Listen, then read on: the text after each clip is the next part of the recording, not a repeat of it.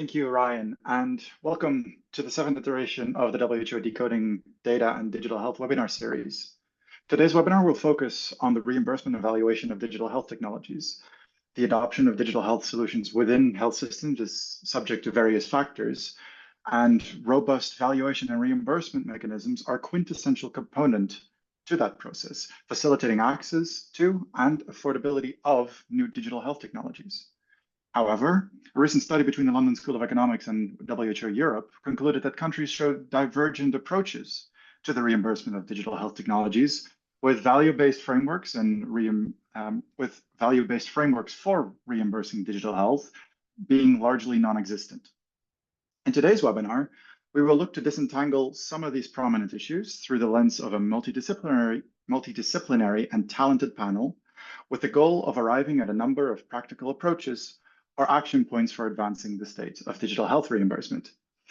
I'm today's host and moderator, Dr. Robin van Kessel, a Senior Health Policy Research Associate at the London School of Economics, where I work on topics including the implementation, valuation, and reimbursement of digital health technologies, health determinants in the digital era, and the state of regulation in relation to artificial intelligence in health. And with me, I have a fantastic panel for you today, consisting of Dr. Petra Hogendoorn, who is an industrial engineer and change manager affiliated to Leiden University Medical Center in the Netherlands.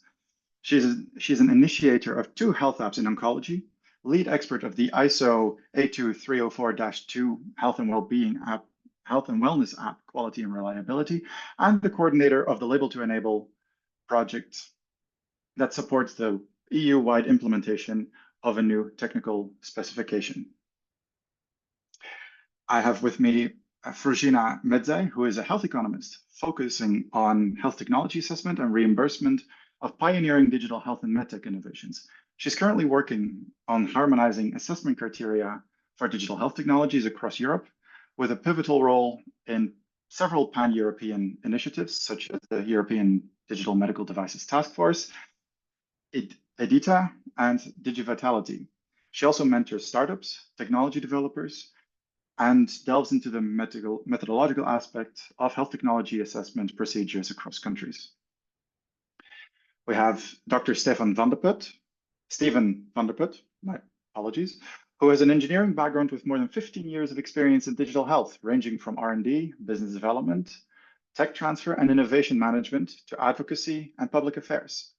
The latter he is using the last 5 years in his role of advisor digital medtech at BMedtech, the sector federation representing the medtech industry in Belgium towards policymakers.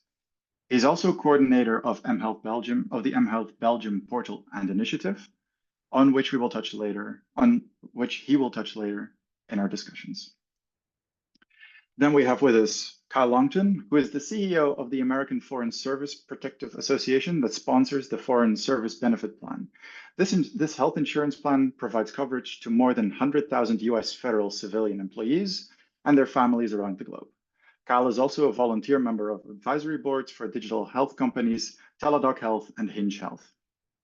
And last but certainly not least, we have Louisa Stuwe with us, who is the project director for the past 3 years at the Digital Health Delegation of the French Ministry of Health, where she is involved in projects such as Beacon and Genius. Before this, she was occupying a number of roles at the French Health Data Hub, the World Health Organization, and the French Ministry of Health, while also working as a consultant. Now, without further ado, I would like to jump into the first question to all the panelists. And that question is relatively open-ended, being, how is digital health reimbursement linked to your day-to-day work? What are some of the opportunities and challenges that you have experienced?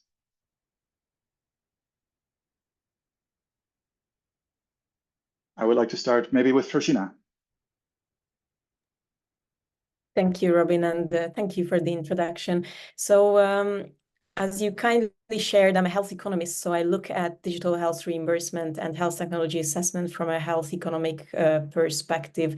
I work with medtech innovations and telemedical solutions, as well as digital health apps. And my current work focuses on harmonizing assessment criteria for digital health technologies across European countries, with a coordinating role in the European Task Force for Harmonized Evaluation of Digital Medical Devices, as well as the Horizon-funded project, which just started recently in January, EDITA, which very ambitiously aims to develop a harmonized framework or joint HTA framework for Europe to address challenges of HTA across countries for digital health technologies, as well as I'm supporting late adopter countries, mainly in Central and Eastern Europe, to develop and implement a fast track or an HTA framework within their countries based on the examples of the pioneering countries, Germany, France, Belgium, Finland, and other countries.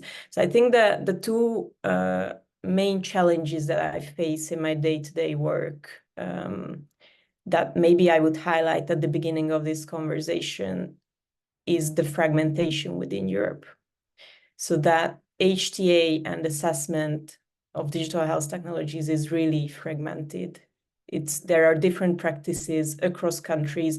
There is really no best practice in Europe, and this is a challenge that poses difficulties both for technology developers to really apply for reimbursement, to get assessed by assessment bodies, as well as for patients to choose which solution they should use in case they want to make sure that they choose the best available, the most effective, safest, cost-efficient digital health solution on the market. But it also poses challenges on policy level and also for the payers, because they don't know how to assess these solutions, what are the best methodologies.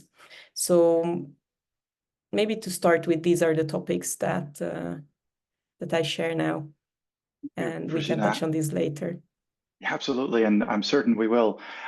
Louisa, you are coming from one of these pioneering countries in France. How do you view, how do you interact with digital health reimbursement on a day-to-day basis? Thank you, Robin, and also for this brilliant context you said. Actually, it's quite a nice transition. Virginia speaking about the task force and about harmonizing the evaluation criteria. This is one of the wishes, I would rather say, if I jump directly into the opportunity question that we have had even since the French EU presidency, which has been now more than 2 years. And so that was also the ambition to launch the common work at the EU level to harmonize the evaluation criteria, because as correctly outlined by Virginia, those are quite dispersed and quite different, and not even existing in some of the countries. And so that's what we're doing with main contributions of major countries who have now implemented the fast track mechanisms, including Germany with DIGA, one of the pioneering countries, even way before France now with PECAN, and also Belgium, which is also contributing to this work. Now, what's also the challenge is the multiplicity of actors, as Virginia said, but also that in each country, it's not the same bodies who contribute to the evaluation of digital medical devices and the reimbursement thereof. So, for example, what we always see is the case of Germany, where BfArM is actually not the same authority which also works on the medicine evaluation part, for example, because it's more in health technology assessment topic. So in France also we have a different commission obviously working on that, but it's still the same body, which is the HAS, and which brings me to the topic about France, which is one of the countries with a fast track called PECAN, which reimburses 2 types of digital medical devices. On the one hand, DTX, digital therapeutics, and also telemonitoring, remote monitoring. And this has been now implemented and effective since 1 year. There's many solutions coming in, mainly telemonitoring, and France is one of the few countries offering that. The German system is now also evolving towards that, but we have now seen a few interesting cases, and so this is slow. This is one of the challenges, slow to implement because it's a multi-actor effort, and so price lists to be open and transparent to fix them has taken a lot of time, and now we're just about to publish the DTX price list following the one on telemonitoring. So this is quite good news, but yeah, again, we are navigating on really new regulatory issues here for all of us. We're all with coinciding regulations, being MDR, being the HTA regulation, being the AI Act, and we're still not quite sure which is the right terrain to play on. But I think with common work, as we already do together, we can get there, yes, to a European single digital health market, I want to say. Thank you very much, Louisa. And your point about it being a multi-actor landscape is especially prominent. And in fact, Stephen, I think you represent a number of these actors, or have represented across over the years. How do you view the challenge before us? Indeed, thank you, Robin. Indeed, as an advisor representing the industry in Belgium on medical technologies and especially digital health, I'm on a daily basis involved in digital health reimbursement, talking to the authorities, to the different stakeholders. In Belgium, we had with the ML Belgium initiative and portal, we had already since a long time a validation pyramid. So we were type of front runner, existing still since 2018. And then with a financing framework since 2021. Though I have to also say it's strong in the theoretical framework, but in the daily practice, we still have none of these digital health tools who are really reimbursed, financed via the National Payer Authority. Several of them already have submitted a dossier in the past. They have been evaluated positively, but that doesn't mean that the reimbursement system is already ready for that or already is financing them. So on a day-to-day basis, I'm really involved in that. I'm doing advocacy. We worked with the authorities. As an opportunity, I would say we have a framework. It's existing. It's good. We were also able to push it forward to improve it. So things have happened positively because there is a new system in place since October 2023. But looking to the challenges, I want to mention two big things. First one is timelines. It takes about 15 to 18 months between, let's say, submitting a dossier on the one hand and really being reimbursed in the new system. Why? This is because the authorities have chosen to not finance a technology as such, which is different than the system in Germany and France. So they don't want to finance the technology as such. They want to finance the care part via a lump sum, via a forfait. But this is, of course, instead of the current fee-for-service mechanism we have in Belgium, and which we have still in many countries in Europe and West Europe. And the fee-for-service model, we have to change towards a bundled payment model for care pods. And this comes, of course, with change, and change comes, as you know, with resistance. So one thing is, of course, the long timelines. So even for temporary reimbursement, is still the same timeline because the same procedure has to be followed. A second thing, besides the timelines, that I want to mention as a big challenge, is that we need a new way of thinking, especially when we want to talk or think about how to capture the value, because we are used to think and to evaluate how we do it for drugs, how we do it for implants, and what evidence is required there. But the value that digital health technologies bring is completely different. So we also need to evaluate them completely different and to value them completely differently. So these are the two main challenges I want to address. Thank you, Stephen. And I'm sure we'll touch back upon value in a few minutes once we give both Petra and Kyle also the opportunity to enlighten us with their views on the challenges and opportunities. So Petra, you rolled out 2 health apps in oncology. How did that interact with reimbursement? How did you navigate that landscape? Did you navigate that landscape? Well, we're still navigating it. We did so much research that by the time we were done with the research, we needed a new health app to be built because it didn't keep up with iOS. So we're trying to get that reimbursed now, or sort of to get it rebuilt now. And then via more or less a side route for reimbursement, so temporary solution. The idea is to get it reimbursed in the Netherlands, and at the same time, intent is for a major US hospital to do research with it with a wider audience. Very, very long time frames involved, and quite difficult to advance and actually bring it to the patient. What was the intent, of course, from the very beginning. Thank you. Kyle, we hear a lot of struggles and a lot of difficulties about reimbursement. You are the one that actually reimburses these things. How do you see all of this? What do you make of this, the discussion so far? Right. Yeah. So that is our bread and butter business. We pay the claims. We pay for the needs of our members, including for telehealth and telemedicine, as well as digital health support systems, including various apps. And so We do this by trying to be as flexible as possible. When we have the majority of our members in the United States, we have one model, but outside the United States, we look at what providers bill and we reimburse based on that, and we try to keep the benefits as flexible as possible, allowing our members to see whatever provider they need to, and having a flat percentage reimbursement. As we look for confirmation that members and providers are utilizing a secure platform, and we go from there. With some of the biggest challenges we run into is making sure that our members understand what is available to them, especially when it comes to support systems and apps. And so a tremendous amount of my time is spent educating our members through webinars, through in-person events and printed materials and so forth, just letting them know what new products are out there. But we also run into regulatory challenges, as has been mentioned, not just from country to country, but sometimes within the United States, going from state to state, different requirements, different licensing models. I know as we're looking at the international environment, several of our partners have run into challenges with different requirements, different legal necessities from country to country, where they can get into one country but not into all. And being able to provide a consistent benefit structure for our members worldwide in the digital space, and bringing healthcare closer to them is one of our biggest challenges, but also one of our biggest opportunities. There's so much happening in this space and so many opportunities to provide support to our members. Thank you. And I think with this, we really have a clear overview of just how widespread the challenges, but also the opportunities are that digital health can generate for both patients, for citizens, and for health systems as well. Now, there was a number of, I think, Frigina and Louisa, you mentioned the harmonization of standards.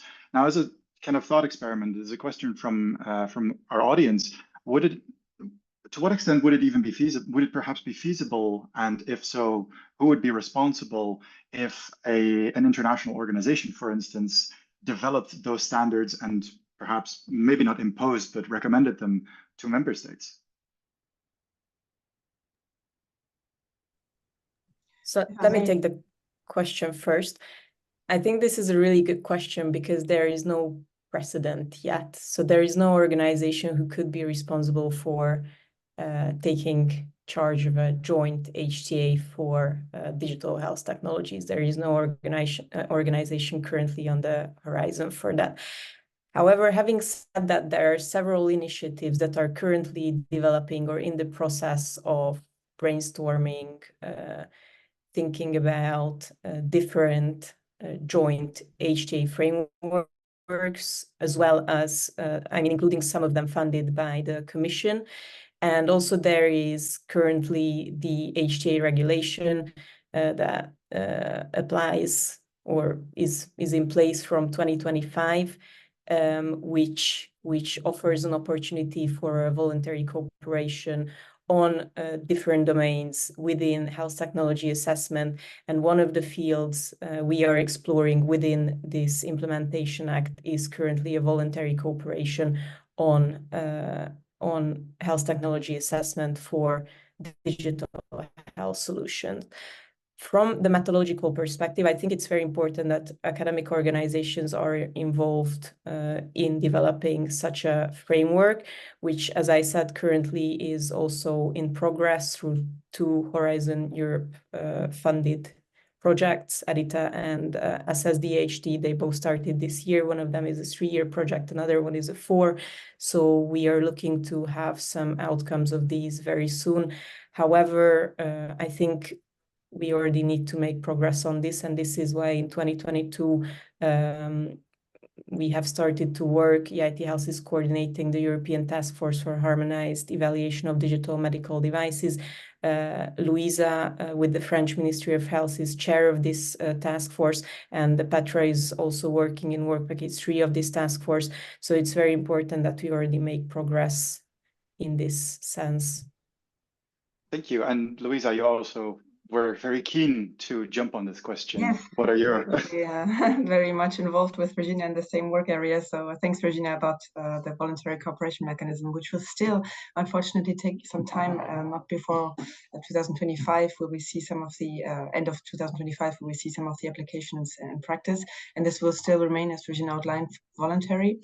And so we have to also build on both bilateral cooperations and see what's possible decisions, reimbursement decisions, but I have to remind also of the fact that health still is a national competency, so reimbursement, be it for medicines, for medical devices or digital solutions, is a national decision. So as we do on the medicines market, which is great, I mean, with EMA, we have seen so much advance progress on the common evaluation at the EU level, also for clinical trials, by the way, if you go really one step even ahead.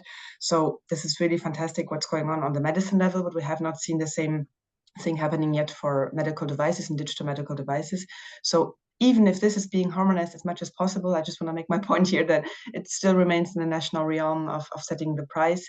What could happen ideally is what happens with medicines, that companies align with price corridors that between country groups of major and smaller markets.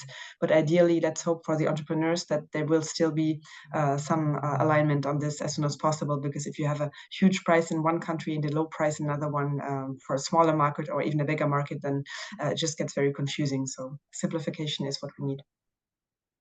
Thank you. And in terms of, but before we go onto the next question, Petra, you were actually involved in setting standards, ISO standards for that matter. You know, is this idea of a almost, let's call it a superimposition, is that even a feasible idea in the first place? Well, what we've tried to do, so we created ISO 82304 Part 2 on the request of the Commission, which includes a common health app assessment framework and a label that tells everyone, all different stakeholders, more what is the quality of a health app in 4 different quality aspects, so healthy and safe, easy to use, secure data, and robust build. What we're currently doing is, in collaboration with the Digital Medical Devices Project, is making a comparison with DigaPicon, so the French, German system, the Finnish one, the English one, the Dutch one, the Australian, not sure if they do HTA, but also UNETA core model, so European HTA.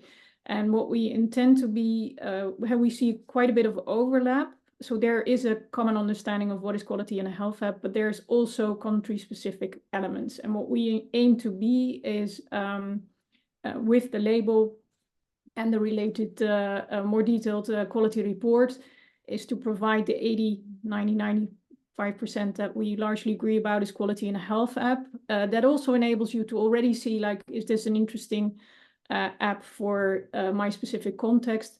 And then you can do the country-specific items on top and dive into those aspects that you think, okay, here I need a bit more rigor than the label. That's a possibility that for a specific item you would like to dive deeper, but then you already have a really good starting point and you have lots and lots and lots less duplication of efforts, which is now abundant on the one hand, and on the other hand, there are a lot of countries who don't have anything.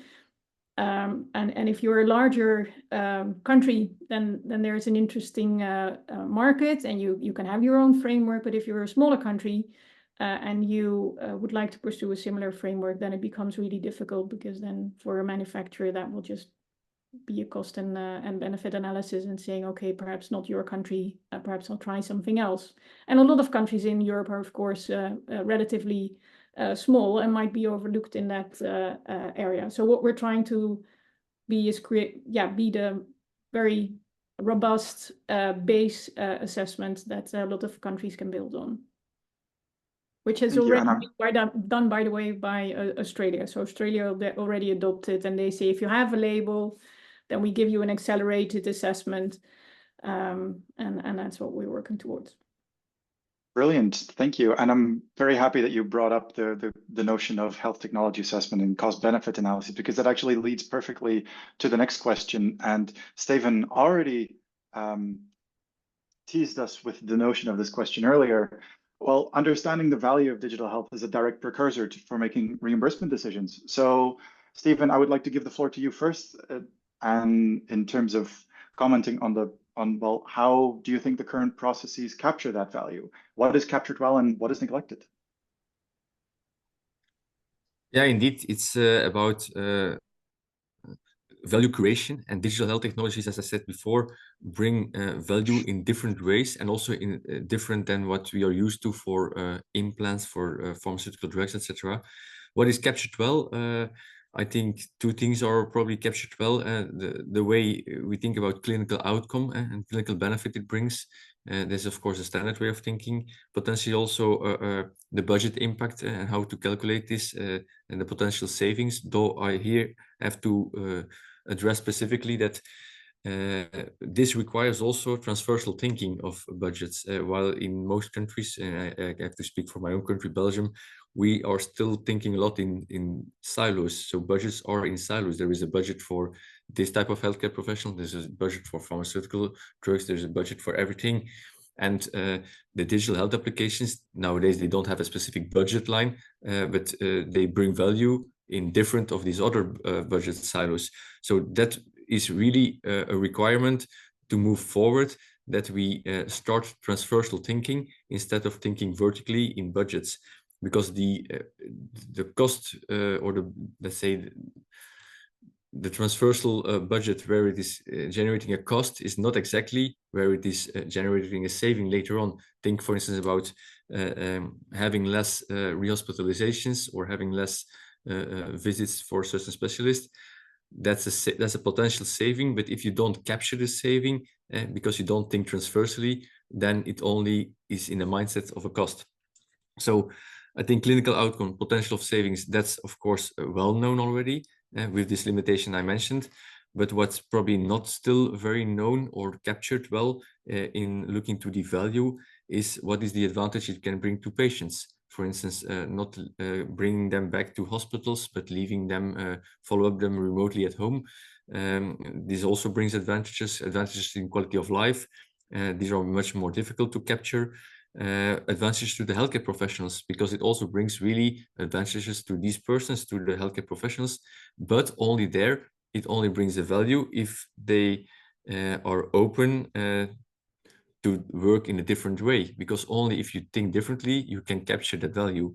And then maybe finally, lots of these digital technologies also allow to collect lots of data generating new insights. For instance, thinking about therapy adherence. If we do telemonitoring and we can know for certain pathology, think about, for instance, sleep monitoring or sleep apnea patients. If we do telemonitoring of these patients, which is not the standard in Belgium, maybe in a few other countries it is, then we know how adherent people are to the therapy and we can act to that. So the data collection it brings generates also a lot of value, because it generates insights we can use for policy decisions. So these are different things, some that are captured well with some limitations and considerations that I meant, some who still really need a different way of thinking to really enable them to capture those values in the evaluation phase. Thank you, Stephen. And I kind of want to extend this question to Kyle by, basically I want to extend two questions to Kyle. And if you could give basically your first impression, because I'm mindful of time.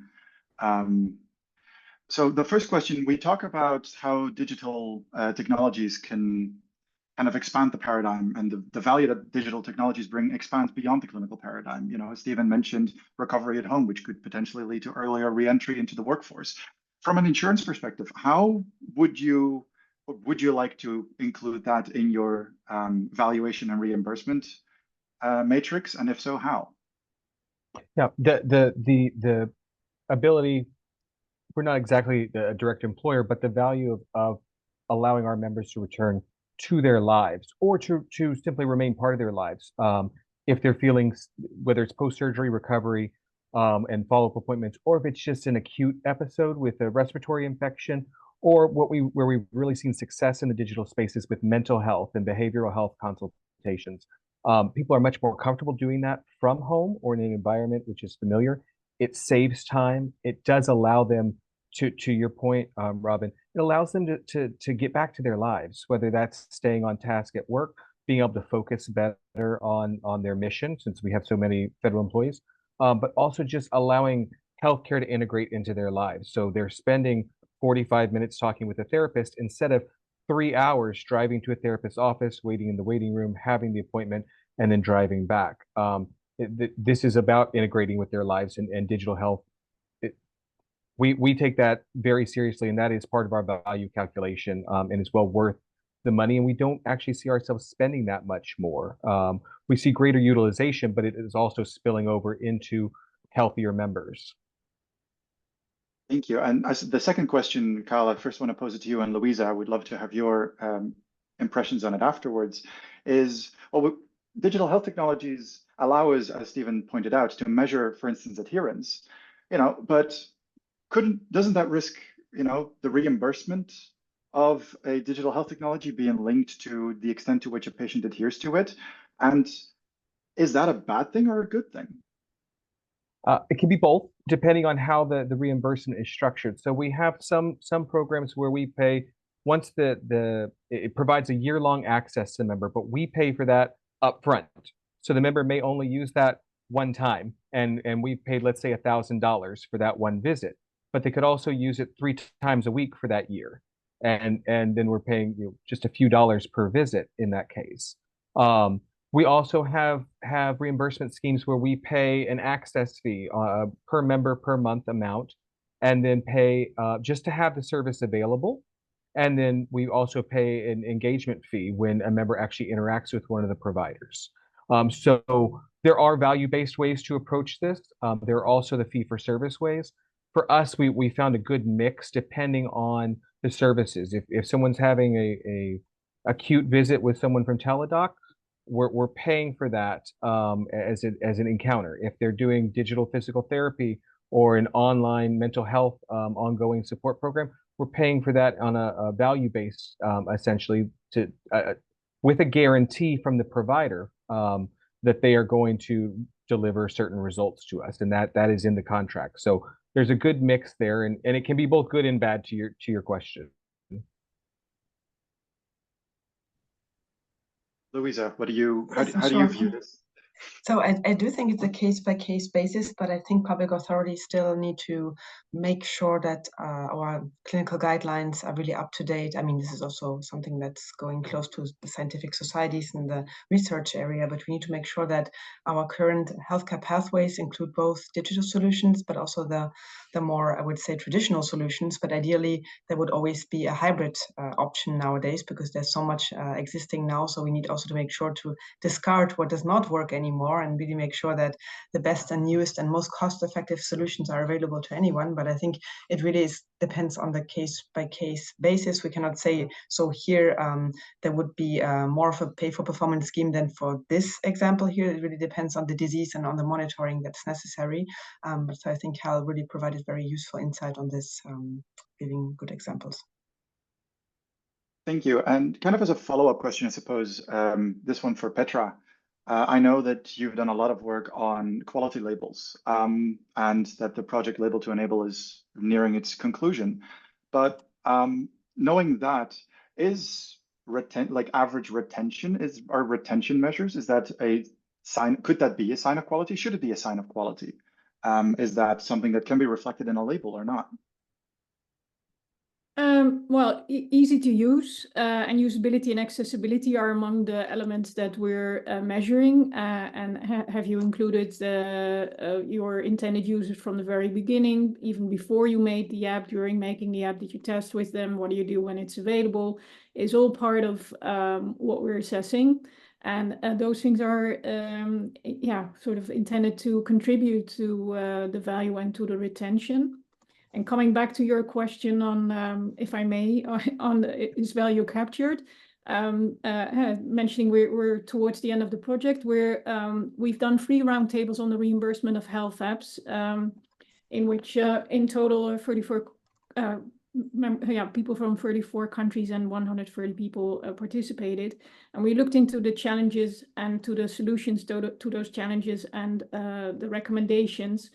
And what we saw is it reminded me of if you judge a fish by its ability to climb a tree, it's going to believe its whole life it's stupid. So we need to capture well that an app is not the same thing as a drug, and it can do different things, and it needs a bit of a different use environment. And we need to make sure that we capture the value well, so that we value the fish and that we create a pond so it feels a lot better than climbing a tree. So I think that is one of the things that we really need to look at. And even yesterday I had a meeting with somebody who said, well, to me, a value in a health hub is only measured by mortality, morbidity, and quality of life. And as if it is the same biological way of creating you just take a pill and then within a few days, perhaps, or perhaps a bit longer, you can see the effects. And I'd like to bring some attention to the DIGA, so the German system, who has also had 9 patient-relevant improvement of structure and processes outcome measurements, which do pay more attention to, okay, but what is specific about a health app and what can that contribute, and how do we make sure that we actually value that as well, and that we make sure that the app that you measure has quality, that the use environment in which you're using it, if you do the research, that is well equipped as well, and then you can try and capture the true value. And so I hope that bit by bit we're going towards that direction. Thank you, and I appreciate that you highlight the kind of stylistic differences between health apps or digital health technologies and kind of biomedical interventions. Which brings me to a question from the chat. You know, we use willingness to pay thresholds for reimbursement decisions and for well, inclusion in insurance policies, etc. Should those be the same for biomedical interventions and digital health interventions? Virginia, what do you think? Can you please repeat the question? You were breaking up, Robin. Oh, I'm so sorry. In brief, I said that I appreciate that there is a difference between biomedical interventions and digital health interventions. And we use willingness to pay thresholds to make decisions on inclusion in reimbursement schemes. Should that threshold be the same for biomedical and digital health solutions? And if not, how should they differ? Really good question. Also up in the air for quite a while now. I think the short answer is no, they should not be. I mean, the willingness to pay should not be the same for pharmaceutical or biomedical technologies and digital health technologies. There are several reasons why, but just to mention a couple, to develop a pharmaceutical agent takes decades. It takes so much more resources than to sit down in front of a computer, and of course now I'm exaggerating, but to program and develop a digital health app. So decades versus a couple of months versus a couple of, or maybe a couple of years. But I see Petra not agreeing, but I think the timelines are definitely different, and also the resources that you pour into it are different here. In a sense, for a digital health app, you need to maintain that. So someone needs to constantly sit behind that computer. If there are any updates, software updates, if you need to change backend, front end, whatever, there needs to be someone who maintains this. In terms of the molecule, you only need to, and again, exaggerating, produce and recreate that molecule for years to come. So there are definitely differences in how to price these solutions, and also the willingness to pay threshold. It differs across countries as well. So this is definitely something that should not be the same for pharmaceuticals and digital health technologies. Thank you. Petra, you disagreed. Please, you know, what do you think? How does that differ? Well, I remember during COVID that our Minister of Health said, okay, we'll make an app in 2 weeks and then we're done. It turned out to be a bit more than that. So technically making an app, yes, it does take a few months. But if you add the things like you need to do research with it. You need to make sure it's regulatory okay, that there's support, there's maintenance, that there's a next step, etc. It's a bit more than that. And there's a bit of an idea in the market, I think, that, well, it's just an app. You can get any app for free in the App Store. Why should I pay for it? We're used to paying for bandages or whatever, and there we're totally okay. So if you want a good health app that is regulatory sound, had a security, usability, all of these things, interoperability. If you want a genuinely good health app, then there is a cost attached to it. And if we're not willing to pay that, then you don't get a quality health app. That's a bit it. And yeah. I suppose the fact that there are about 200,000 health apps freely available in the App Store right now definitely does not help in that prospect. Even more, yeah. Even more, probably even more. The last time I checked, which double. was over half a year ago, I suppose. So this kind of brings me to the final question. So there is obviously a lot to do, and a lot of it will involve us having, well, us as in decision makers, patients, health professionals having to change our thinking, which is a major endeavor.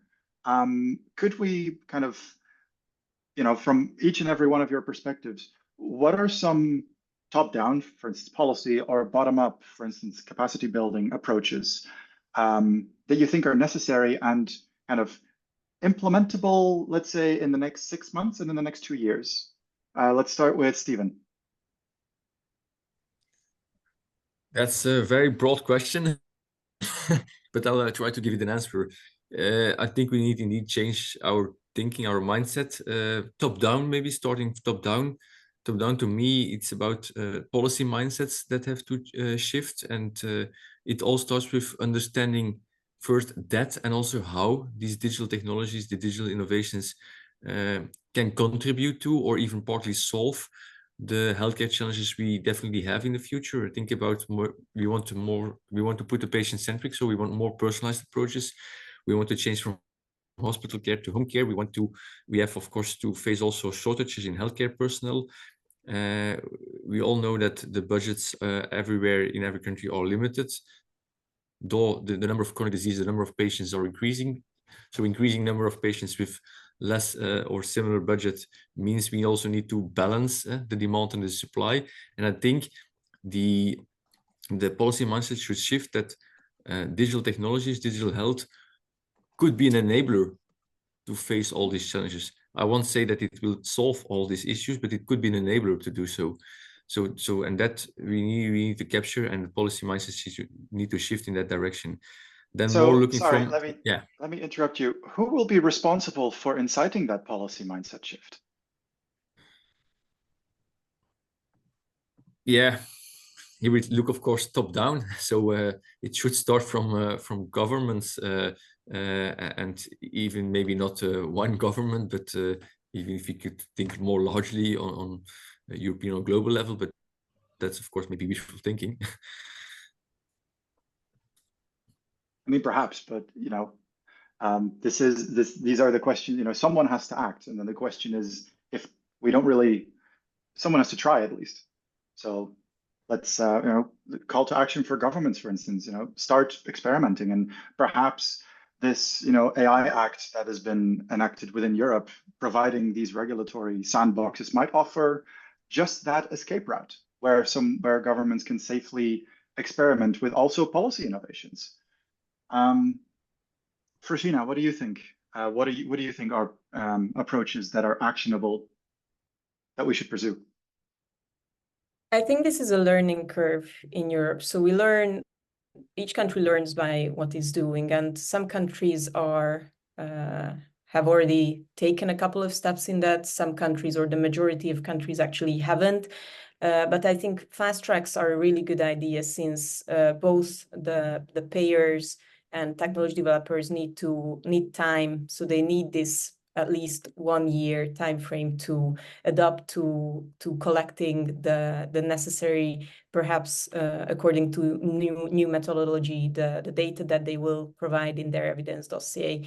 And since we are in the process of figuring out which methodologies work and which don't, and the EU countries are really adopting these frameworks based on these experiences that we are collecting on the way, it's really essential to create harmony across Europe before each country adopts their own framework or develops a separate framework, because the market will become too fragmented and innovative solutions will not be able to set foot in Europe, and will move to other continents that have a more unified market, controlled, for example, by the FDA. And of course, in recent years, as I said in the beginning, There are already a couple of initiatives that have started in this spirit.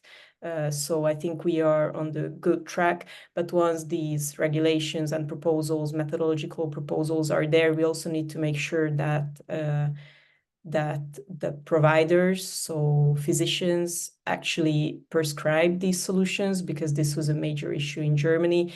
They put in place the DIGA framework, and there were no prescriptions, or basically no prescriptions. And we also need to make sure that once these solutions are prescribed by doctors, that patients actually trust them and use them. Thank you. And that's kind of, you know, the notion of the FDA is actually really interesting, given that it's a centralized body in the United States that allows for the reimbursement, or it allows for regulatory access to the market. In Europe, we do have the EMA, but that doesn't capture digital medical devices, digital health technologies.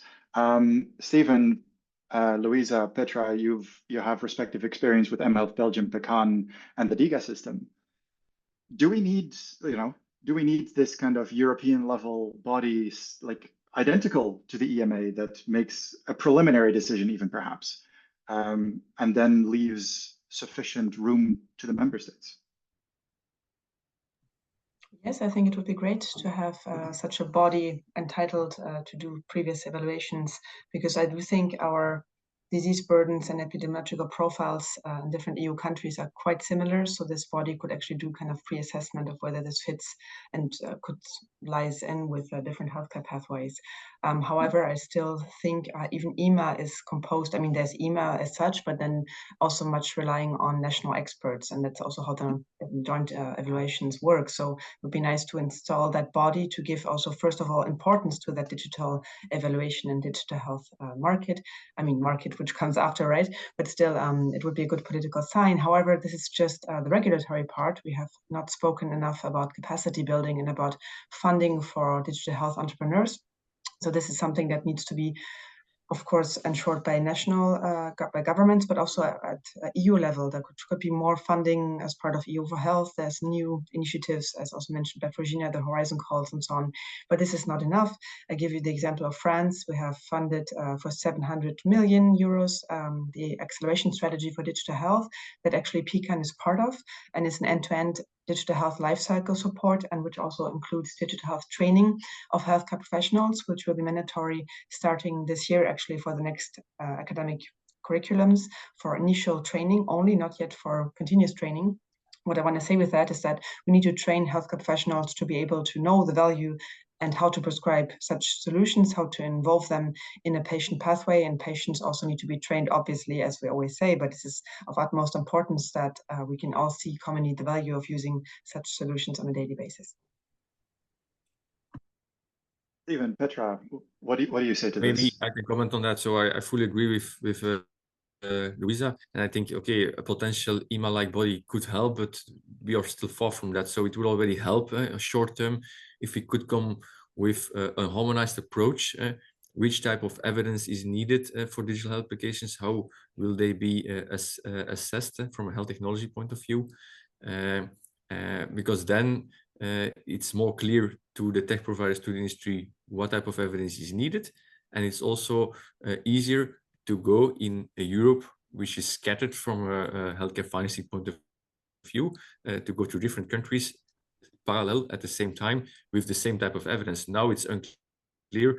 If you go to France, maybe the same level of evidence is not enough when you go afterwards to the NHS in England or to the Belgian system. So it would already help to have a harmonized approach, even if you don't have a harmonized body that do the evaluation. And I also fully agree with the fact that it's not only the policy mindset that should shift, but what Louisa mentioned also, the education. And then I'm thinking about digital health literacy. We should also, that's more bottom up then, we should people, patients, citizens, but also healthcare professionals make more aware of the value that these technologies can really bring. Because awareness creation is really needed to have potentially later on trust, and trust is then needed for the adoption.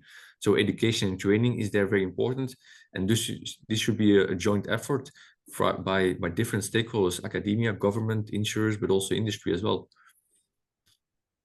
Thank you, Petra, and then I'll finish off with Kyle before rounding off the webinar. Well, I completely agree with Regina that it's very important to have this multi-stakeholder approach and the single market approach, and very much welcome the training, etc., that France is doing. With regard to capacity, completely agree with Stephen that it would be a good thing to start with a harmonized approach, which is what we're doing with Enable to Enable and 82304 Part 2 with a certification scheme and an EU-wide network that does the same, applies the same methodology, and that you can then say you don't need to do it and again and again and again in all these countries, but once is sufficient. With regard to what top-down and bottom-up approaches further, I would say very welcome to read our one-pager that I'll gladly share and to contact us. And with regard to top-down, also if I look at the EHDS impact assessment, then there's limited research into the what is value in health hubs in the broader sense. It still refers back to research from 2013, which said it's 99 billion in 2017 was predicted. So it would be good if on an EU level, country level, health issue level, care pathway level, perhaps that there's more insight of what is the expected value and what types of value do we capture in it. So that would be something that I'd like to add. Thank you. Kyle, any final thoughts before we round off the webinar? I think it's incredibly important to, as we examine reimbursement, make sure that once these pieces are available, that governments, insurance plans, so forth, know how to reimburse them, that people will use them and that they are comfortable using them. We've talked a little bit, and there were some questions about data. Make sure they're comfortable knowing that their data is protected and how it will be used, either on an individual basis or in de-identified aggregate data for improving apps and improving service down the road. I think that not only from the patient side, but also from the provider. We've got a lot of people in the US and in our health plan who are very comfortable using these. They can't always find a provider who's willing to engage with them for a follow-up appointment. There's a lack of comfort. So I would also add professional associations when it comes to doctors and so forth. To another group that needs to be engaged in this, not only on figuring out reimbursement, but also improving that digital literacy and comfort with using these apps. Thank you, Kyle.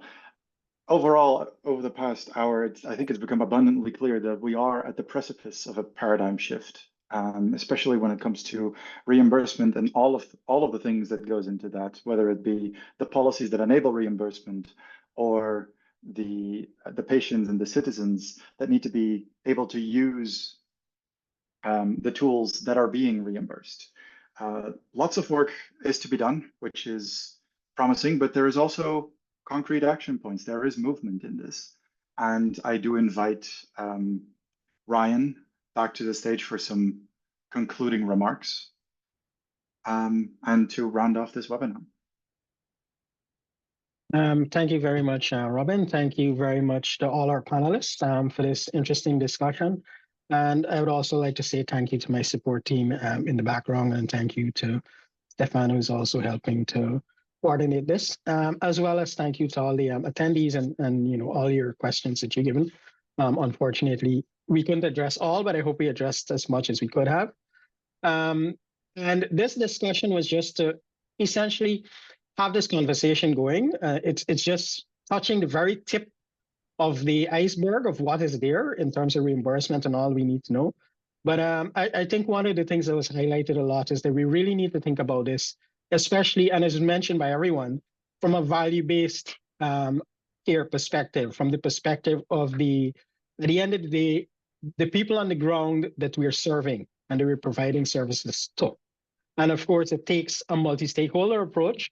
And it takes both a top-down and a bottom-up, but it takes a lot of leadership and governance from the level of our, decision makers. And we need to start looking at the systems that exist and putting better systems in place. And in many cases, we need to think outside of the box. And as Robin mentioned, they started with paradigm shift, but we need to ensure that this paradigm shift continues so that we don't, we address everyone and everything We ensure equity and equality across the board, and we don't leave anyone behind. So thank you all for this. Just to note, keep an eye open on our socials for our upcoming webinar. We will be having another one on health workforce planning using digitalization to support health workforce planning. So I think that will also be another conversation. And a lot of these are just jump-starting these conversations. There's so much more that we can discuss, and we hope to be able to discuss in the future. So again, thank you all so much for this. Thank you for being here, and thank you for attending.